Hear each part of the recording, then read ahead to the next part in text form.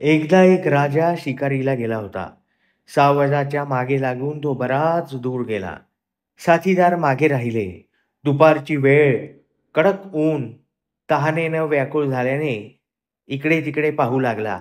जवळच एक बाग दिसली. शिकाऱ्याच्या वेशात असल्यामुळे त्याला कोणीच ओळखलं नव्हतं.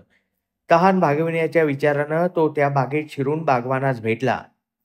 पाहुण्याची तहान दूर करण्यासाठी बागवान घाईघाईनं डाळिंबाच्या झाडाकडे गेला.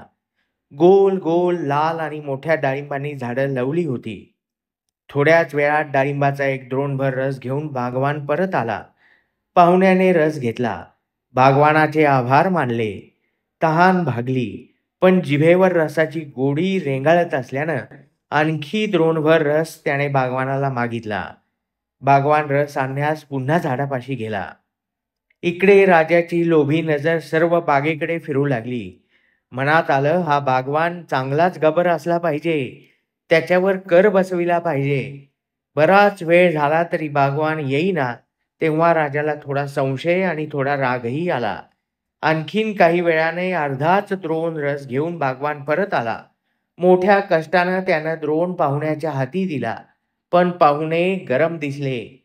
उशिराचे आणि अर्धाच द्रोण आणण्याचे कारण विचारताच बागवान शरमला.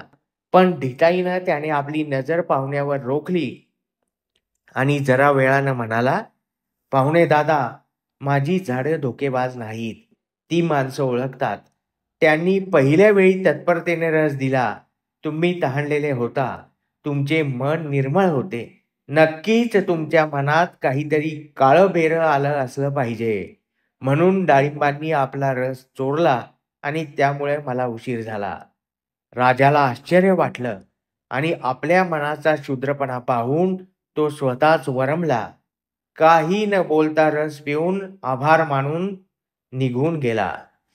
झाडाझुडपांनाही भाव भावना असतात आणि माणसाच्या मनातील भाव तरंगांची संवेदना त्यांना होते. हे सत्य आधुनिक भौतिक शास्त्रांनाही मान्य झालेलं आहे.